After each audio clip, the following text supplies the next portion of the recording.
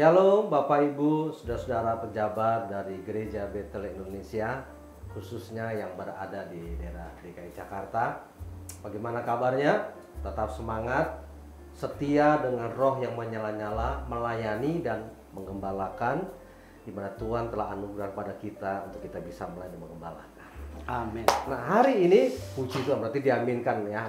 Nah hari ini kita bersama-sama kembali akan membahas sebuah topik tentang kelahiran baru. Nah, kembali narasumbernya adalah yang kemarin sudah kita sama-sama lihat. Yang pertama sebelah kanan saya, beliau adalah Bapak Pendeta Kiki Cahyadi. Shalom Pak. Shalom. Begitu. Shalom. Beliau selalu bersinar, happy ya, karena hidup ini udah susah, kenapa Amin. gitu, Bersinar ya, gitu. tapi Penuh dengan kemuliaan maksudnya, enggak ada hubungannya Pak. Pokoknya setiap hamba Tuhan penuh dengan kemuliannya Pak. Ya kan, karena anugerah Tuhan luar biasa. Enggak ada hubungannya. Sudut pandang atas ya. Oh enggak ada hubungannya Pak. Saya hubungan dengan teologi apa? Ini kan ngobrol teologi apa? Oke. Ya kan, kalau kita sudah mendapat anugerah maka kemuliaan Tuhan bersinar. Apa biasanya bersinar lebih terang pada di kami biasa gitu. Karena kulit saya kan agak hitam dikit. Iya. Baik. Sebelah kanan Pak Kiki adalah Bapak Pendeta Daniel Ekota. Shalom Pak Daniel. Shalom. Luar biasa ya, kalau biasanya lalu-lalu Pak Daniel masih di lubang singa, hari ini sudah kembali. Sudah keluar. Iya. Bukan sudah keluar, sudah dikeluarkan. Dia oleh tangan yang Maha Kuasa. Nah berikutnya yang di seberang saya, dan kami belum pernah dan jangan sampai berseberangan, kami tetap sehati lah. Beliau adalah Bapak Pendeta Bun Minta. Shalom Pak. Shalom semua. Haleluya. Kalau di Cengkok itu ahli ilmu bela diri, tapi kalau di sini ahli teologi. Pada kita. Oke, kembali ke Alkitab, bukan ke laptop Pak. Oh iya, benar. Ya kalau kembali ke itu kan otukul gitu ya. Nah sebelum kita memulai dengan topik yang menarik, sesuai dengan namanya ngobrol teologi disingkat ngeteh. Kita ngeteh dulu Pak ya. Iya. Mari kita ngeteh. Kita Masih teh nih Pak ya. Masih teh ya. Belum kopi dulu Pak, kecuali Satria Baja Hitam. Rasa teh beneran, ombet terus. Tapi rasanya double strong Bang. Oh Ya. Apa itu double strong? Strongnya double. Oh. 2 kali lipat maksudnya begitu. Iya. Ini memang kadang-kadang ketua kita agak sedikit ya begitulah kira-kira ya. Apa namanya? Ya ngisengin kita gitu. Tapi isengnya bermutu. Haleluya. Nah, berbicara tentang kelahiran baru. Nah, sekarang yang baru bukan baru, sudah cukup lama sih keluar dari lubang singa nih Pak Pendeta Daniel. Saya ingin menanyakan sebuah poin nih Pak Daniel ya. Apa sih gambaran Alkitab tentang kelahiran baru? Karena ada ungkapan-ungkapan atau istilah seperti dilahirkan kembali, mengenakan manusia baru gitu. Mungkin gini Pak Petrus, ini kalau saya tidak salah, ini poin 5 kan pembenaran dan kelahiran baru ya. Ya. Ini masih lanjutan dari yang pembenaran. Ya. Dalam poin yang 5 ya. Ya. Sekarang kita bicara tentang kelahiran baru ya. Oh. Jadi Mantap, ini mantap.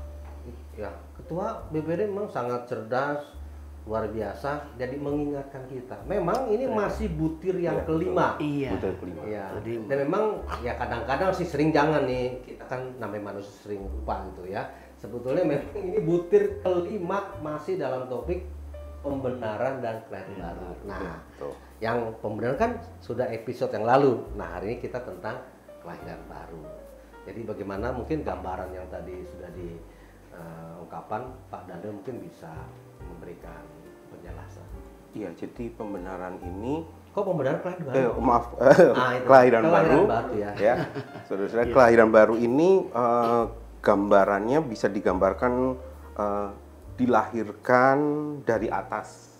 Kemudian bukan dari bawah Pak ya? dari atas. Kenapa tuh? Kok Jadi, bisa atas bawah? ya berarti Apa ada beda memang gitu, enggak, maaf, bedanya atas bawah gimana tuh? adikodrati ya. Oh, Dari atas adikodrati, karena apa? Boleh dibilang kita yang lama ini sudah betul-betul rusak. Kita secara sifat, secara moral kita tidak punya yang baik sedikit pun. Ya. Maka dari itu kita harus dilahirkan dari atas, dari Tuhan yang melahirkan kita. Dan kemudian ada lagi gambarannya regenerasi, dilahirkan dari roh, dan kemudian diperanakkan dari Allah. Dan kemudian Paulus sering menggunakan kata ciptaan baru.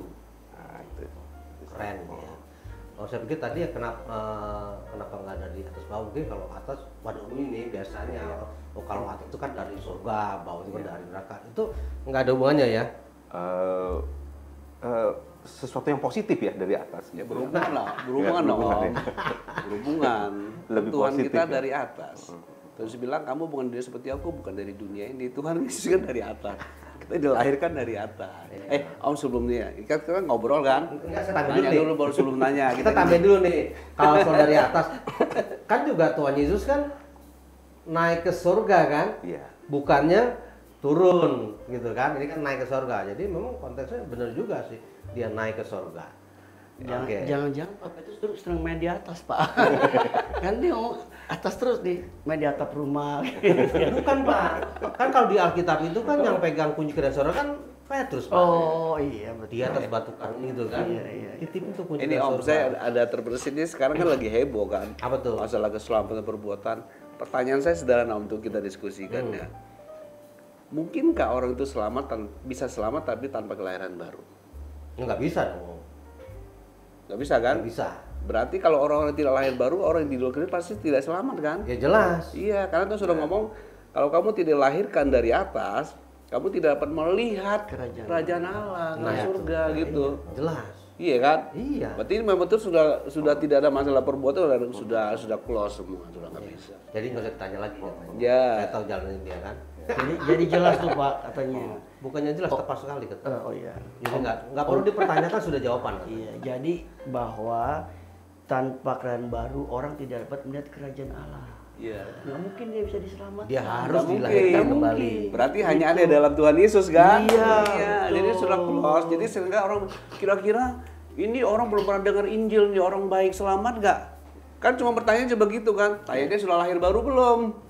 Dia kan? Tapi sebetulnya begini Pak Bun, ini kan sebenarnya menarik bukan hanya di non, tapi juga banyak orang-orang Kristen ya kita. di kalangan kita gitu kan yang mempertanyakan masa iya sih Tuhan kok nggak memperhitungkan sih? Masa nggak punya kasih gitu ya ngomongnya ya? Iya, katanya maha kasih, maupun gitu kan.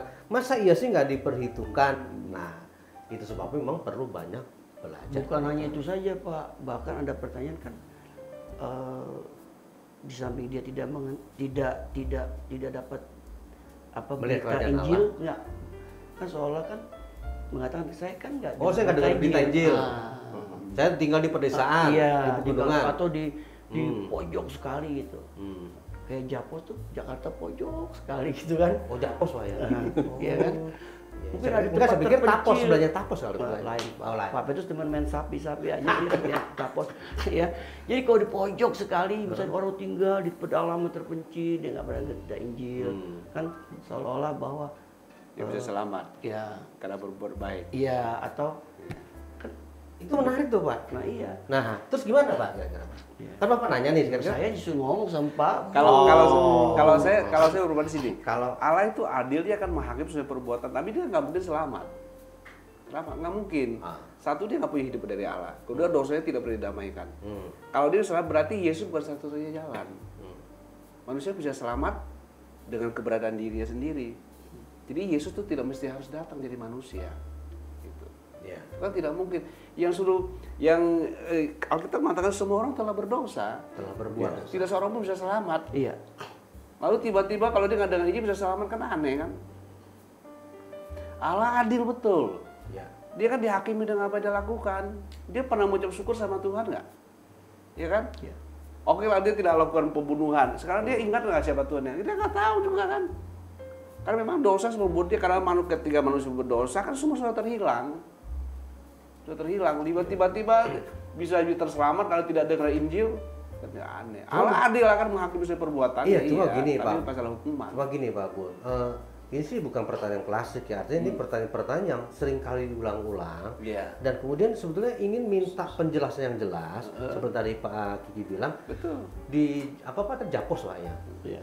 Jakarta apa namanya Pojok sekali gitu kan. Nah ketika orang bertanya gini Pak Bu, sebetulnya jawaban yang tepat bagaimana? Kalau saya punya jawaban misalnya, kira-kira jawabannya benar nggak ketika orang dia kan nggak pernah dengar kabar tentang Yesus, dia tinggal di satu tempat yang memang dia nggak pernah dengar lah. Iya. Nah ketika dia mati gitu kan, ini bagaimana masuk surga nggak gitu kan? Nah saya jawab begini, kalau untuk masuk surga itu anugerah Tuhan. Alkitab kan Karena jelas, kita kan? mengatakan kan harus percaya Yesus kan. Iya, Tapi Alkitab ketika jelas. Jadi kalau sering kali saya mengatakan kenapa orang Kristen- enggak Iya. ini saya Ya, saya ngerti. salah atau benar gitu. Artinya saya Iya. hanya menjawab itu semua anugerah Tuhan. Jadi saya lihat orang Kristen itu harus berani ngomong seperti Alkitab ngomong. Jangan kita membuka pakem kita lebar-lebar gitu. Ya, itu urusan Tuhan lah. Ya lu ngomongnya gimana? Alkitab ngomong jelas kok. Kenapa kita tidak mau pakai pakemnya Alkitab? Tidak lahir baru tidak bisa lihat loh, kata Tuhan loh. Sekarang kita bilang kita seolah kita mau buka pakem itu tuh kan salah besar menurut saya. Contohnya itu. kayak Nikodemus ya. Iya, dia salah besar loh. Kan seolah pakem dia kan Tuhan kan maha kasih. Nah sekarang saya mau tanya, dosa itu persoalan utama manusia bukan? Kalau gitu dosa bukan persoalan dong. Kalau dia bisa selamat, Iya. Justru dosa itu, dosa nggak ada persoalan. dosa kan urusannya Pak utama. Iya kan? paling utama. Sampai Karena Yesus Tuhan datang ke dunia, betul. kan? Kalau sudah begini kan menyangkut kedua, berarti Tuhan Yesus itu bukan sebuah keharusan untuk dipercaya. Orang itu buktinya dia kan dengar bisa selamat kok. Dia berbaik, engkong-engkong kita dulu bisa apa? Berarti Yesus itu bukan kebutuhan yang mutlak buat semua orang. Gitu. Nah, Enggak gitu gini ya. Pak. Itu loh. Enggak, Kalau kita mau enggak, pakai logika iya, ya. enggak maksud gini. Pak Kiki, Pak Daniel, Pak Boni. Ini kan di Pertanyaannya. lapangan itu pertanyaan-pertanyaan kan sering kali Diulang-ulang. dan sebagainya. Iya. Kemudian kalau ini menurut juga pendapat saya begini, apa yang kita bicarakan? Mungkin ini di kalangan kita yang memahami. Nah, kalau istilah kalangan rumput bawah artinya mereka-mereka yang nggak memahami kan untuk menjawab seperti mereka akan apa ya tanda kutip apa shock gitu segitunya. Iya, iya. Kembali kata Pak Budi, kalau gitu Allah nggak punya kasih gitu. Maksudnya dia ingin satu jawaban yang apa ya? Yang clear. Yang pas dan sesuai dengan kemampuannya Pak Bun. Ini Iya, kan kita kalau- yang paham teologi ya, kalau nggak Iya, paham. bukan masalah Alkitab, teologi. Ini kan Alkitab kita semua percaya Tuhan Yesus. Dia kan Kita nggak harus- dengar Pak Bun, dia kan harus- nggak paham. Kalau dia di luar Kristus, oke lah, ya kan dia punya pemahaman itu kita memang selebar itu memang dia begitu. Iya. Tapi kitanya itu di kalangannya kita kan punya Alkitab nih. Kita percaya Kitab Tuhan suci Yesus. kita lah. Kita tidak boleh membuka oh ya Peluang. boleh saja bisa selamat ya. Kita kan namanya membuka peluang orang akhirnya kan jadi tidak Iya. membuat Yesus itu bukan sebuah jalan yang satu-satunya jalan. Kalau dia satu jalan berarti ada jalan lain lewat Ke Roma. Ke Roma. Ya kan kalau di Kapal terbang, kalau kapal dua laut. beberapa episode lalu itu saya bilang baik jalan menuju Roma. Iya itu benar separoh. You mau ke sana harus punya paspor, punya visa, bisa nginep bisa selama di sana. Nggak bisa kan? You harus jadi warga negara, harus lahir di sana atau diadopsi secara hukum. Sama tuh selamat you harus lahir dari surga atau diangkat Allah menjadi anaknya. Iya. Cuma dua, nggak ada. Enggak, nggak kalau ada kita lain. tuh paham Pak Bun. Iya, Kalau iya. dia gitu kan. Terus pasti dia bilang gini. Kalau yang itu masuk surga dong ya. Kalau kelompok lain ya memang kita nggak bisa ngomong. Kalau maksudnya dari pendapat kitanya yang sudah dalam Tuhan itu harus memahami Alkitab. Kalau Iya. orang lain memang dia percaya begitu. Iya. Untuk selamat dia bisa bikin jembatan, dia bikin rumah Ya, sakit. dia kan bilang, wah kalau gitu nggak masuk surga. Masa kita bilang teganya kan nggak begitu juga kan. Nah pertanyaannya Pak Petrus di kalangan sana apa kalangan kita nih? Iya. Kita kan nggak boleh menyesuaikan mereka. Nah, Kita sekarang nggak gini, boleh. Kan, tadi kan saya kembali ke Pak Kiki nih, yang di Japosono di kalangan kita bukan nih. Kan nanti gini Pak, ketika mereka belum kenal, belum tahu, itu kan pasti kan dia bukan, ya katakanlah belum memahami tentang Yesus Pak. Iya. Bukan kalangan kita Belum juga pernah gitu, kan, mendengar. belum mendengar gitu kan. Belum Nah ketika kita memberi jawaban seperti ini gitu kan, bahwa di luar Kristus memang tidak ada keselamatan, nah itu mereka, waduh, gitu kan. Ya, memang, Jadi yang udah meninggal gimana? Memang kebenaran tuh tidak mengenakan kalau disampaikan apa itu. adanya. Ini yang kalau tepat. kebenaran mau menyenangkan semua orang ya kan Iya, nggak bisa. betul. Kita bilang mungkin dia selamat. Ya kita kan berarti menyangkali Alkitab, menyangkali prinsip semua kan. Iya.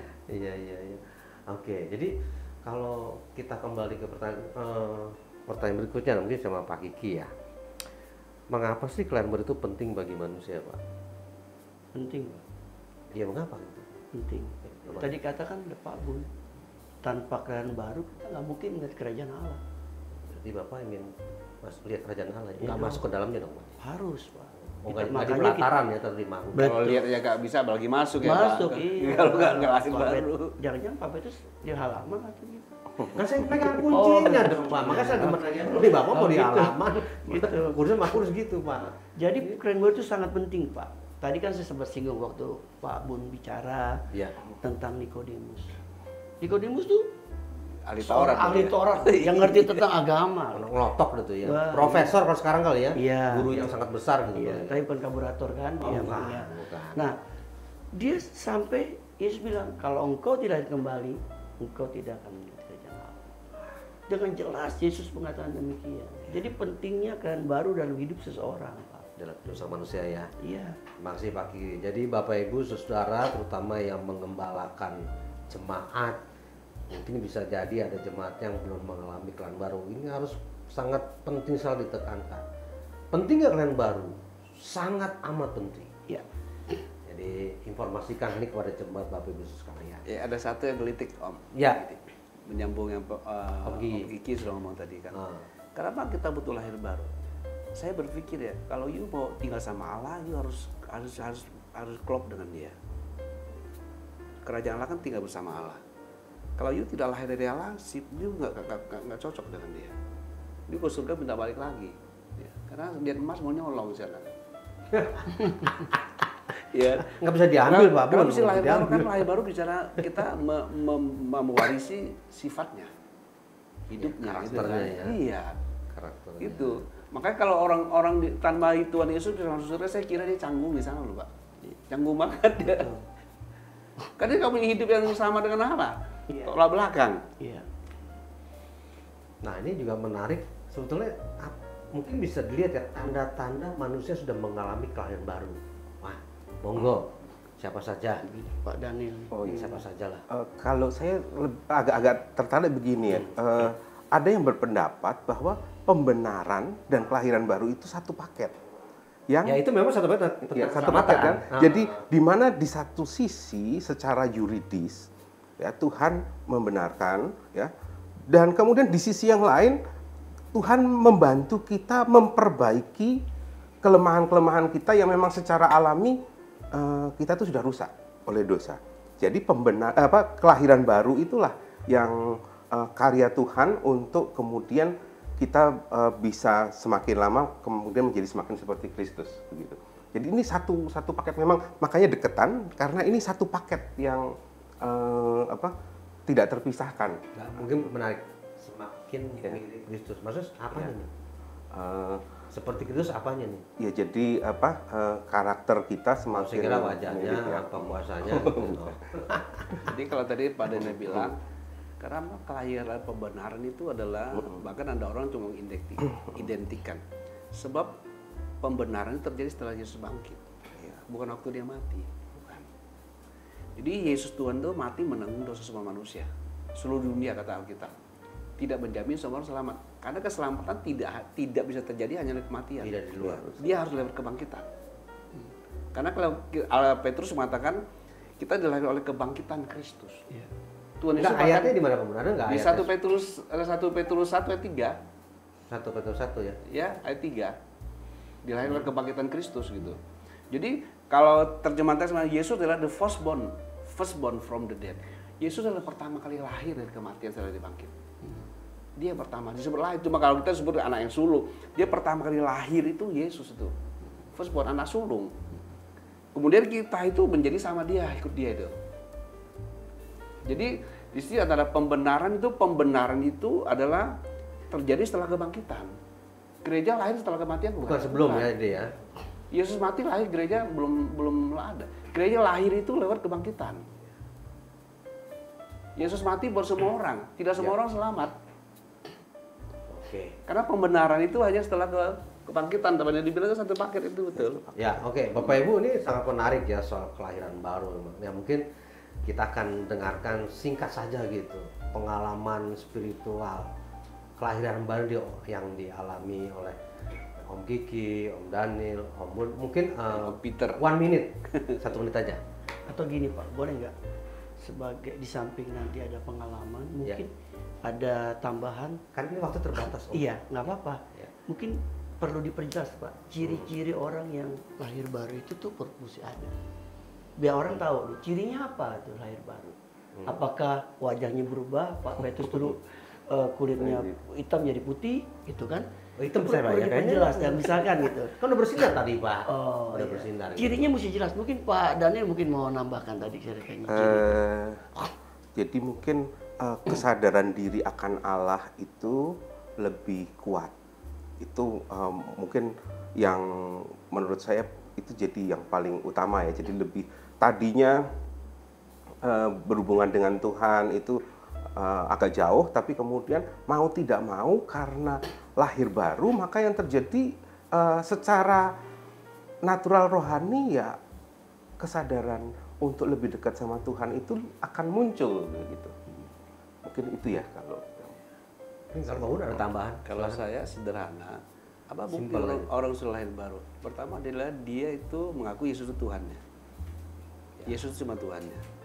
Kemudian Mengaku Yesus itu Tuhan. dan Juru dia selamat. seperti pada yang bilang itu kesadaran akan Yesus adalah Tuhannya. Iya. Dia memiliki mindset yang berubah, orientasi hidup yang berubah. Orientasinya adalah kerajaan surga. Ya. Kalau kemudian orang dunia kan lihat oh dia tadi suka bohong, saya tidak bohong lagi. Tapi di agamanya juga ada gini-gini, iya kan? Atau di kepercayaan lain juga moral-moral kan juga ada gini. Ya. Gitu. Tapi apa bedanya? Yesus itu Tuhan saya, dia tujuan hidup saya. Firman-Nya menjadi hidup saya. Nah itu bedanya Bapak Ibu Saudara. Bukan hanya masalah etika, Moral. Iya. moral ya, tapi dia mengaku dari Yesus itu sebagai Tuhan dan Juru Selamatnya, itu yang penting. Karena dia mengalami kelahiran baru. Iya. Secara pribadi. Iya. Dia tahu Yesus Yang sebenarnya nggak dia mengalami Tuhan nggak lain, bakal. betul. Dia nggak mungkin ambil lagi Tuhan lain gitu kan? Ada sesuatu yang berbeda tentunya dengan yang Nah, yang saya tadi kan baru Pak Petrus itu. bilang nih bahwa apa nih pengalaman sebagai closing kita nih Ya, closing acara kita Ya. hari ini. Kalau saya pengalaman yang saya alami setelah mengenal baru ada Tahun berapa Pak? saya mengalami cinta mula-mula dengan Tuhan. First love. Waduh, itu saya dibaptis, saya masih ingat sampai hari ini. Tanggal bulan tahun. Tanggal 6 Maret Ya. 1977 di GB Petamburan. Yang baptis saya waktu itu adalah Om Ho. Wah, Saya masih keren. ingat.